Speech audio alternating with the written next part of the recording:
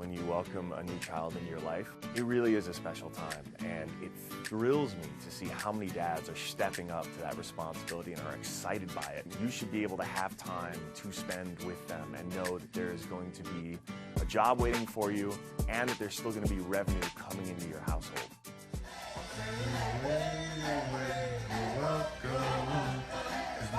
I'm Alexis Ohanian, co-founder of Reddit and Initialized Capital.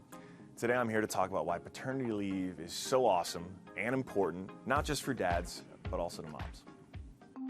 It was not until we got home from the hospital and my wife's complications afterwards. After feeling short of breath, a CT scan revealed that Williams had a pulmonary embolism and other blood clots, which set off coughing fits that burst her C-section incision. She then had to have additional surgery to correct and prevent more clots from forming. That was when it clicked for me and I realized, my God, I have every advantage imaginable and I have the leave policy, right, which is from my company.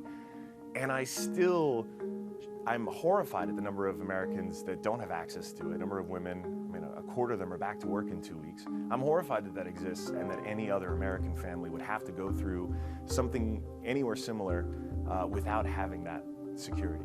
I have a platform. I know I have a voice that people are listening to. Let me take full advantage of it. This fall, I'll be making a visit down to DC. Hope to be meeting with many senators, representatives, plenty of dads, who I know on both sides of the aisle in both houses of the legislature want this to be the law of the land. What we are looking for, though, is some minimum number of weeks of leave. I used 16 as the example that we use in our office, and that's really, that is the bare minimum when you look across the world of leave time. But that paid family leave would be an opportunity for new moms, new dads, even if they adopted. If there is a new child entering your life, you should be able to have time to spend with them. It destigmatizes women in the workforce who historically have suffered because of the risk, the specter of having a child and taking time off and maybe never coming back into the workforce. And so as we move forward in this normalization, we're going to have happier families. I believe we're going to have more productive workforces, and ultimately we're going to get a more level playing field between men and women in the workforce as a result. The bigger challenge for me is thinking about how do we keep normalizing this behavior, to keep encouraging other dads.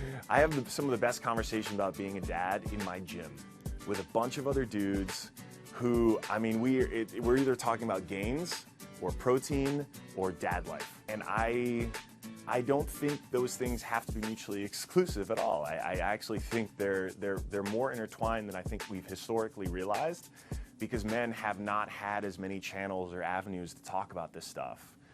There are massive communities on Reddit. I was looking at dad reflexes earlier. This baby to make a snow angel, but definitely did not account for how deep the snow is, and then quickly rescues it. Oh no! It's okay, dad reflexes. Baby's fine. And right now we're seeing it easier than ever for dads to be able to connect over these things. And I think what more and more of us are realizing is like, oh yeah, this is at times a really amazing experience. Sometimes it's a really awful experience, but this is a shared responsibility that we get to have. And there's a whole nother level of bonding that comes out of it too.